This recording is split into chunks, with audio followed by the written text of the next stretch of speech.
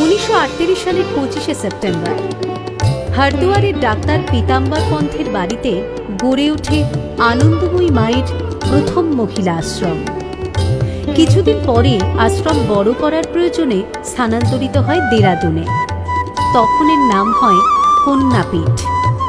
কন্যাপীঠ নাম রাখেন মায়ের ভক্ত সন্ন্যাসী মুক্তি বাবা।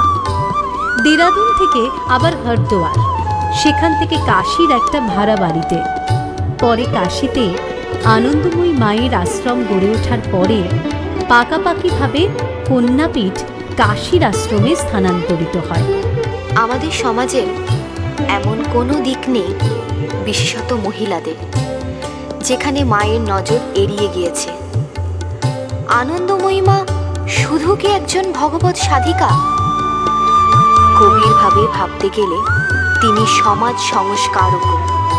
অল্প বয়সী কুমারী মেয়েদের নিয়ে মা যেভাবে ভেবেছেন তাদের শিক্ষাদান স্বাবলম্বী হবার জন্য কিছু করতে গিয়ে এই মহিলা আশ্রম, সেভাবে কজন সমাজ সংস্কার ভেবেছেন।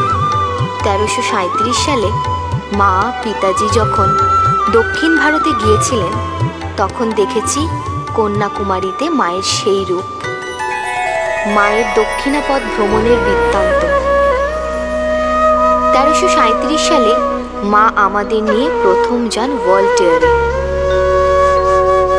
কাবেরী, গোদাবরী, পক্ষীতীর্থ, চিদাম্বরম, শ্রীরঙ্গম, কাঞ্চীবরম, মাদুরা হয়ে কন্যাকুমারিকা।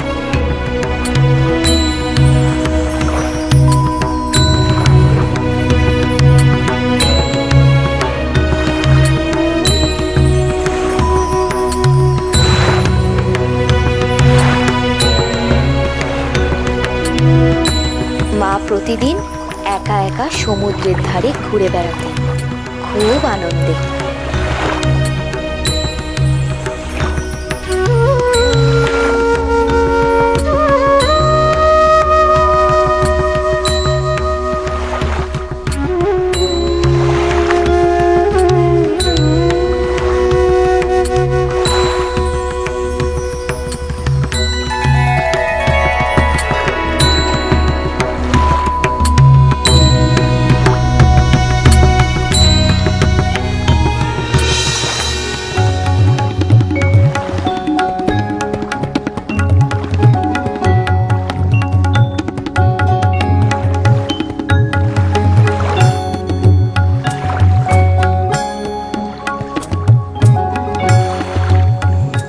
সমুদ্র তটে কন্যাকুমারিকা মন্দিরের পাণ্ডাদের ছোট ছোট মেয়েরা দুজন ঘুরতে ঘুরতে নাচ করত, অনেকটা ওই সমুদ্র দেবতা বন্দনার মতো।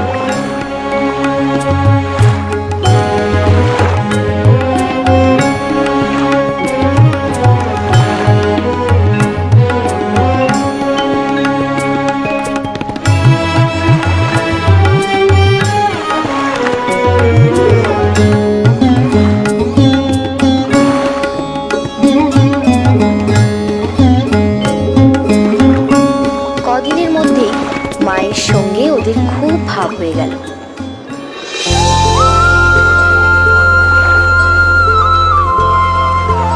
তোমরা কি কও?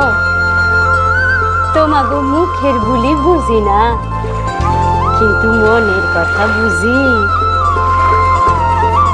আমি কে? আমি মা। আম্মা, আম্মা, আম্মা, তোমার তোমার তোমাকে সবার মা।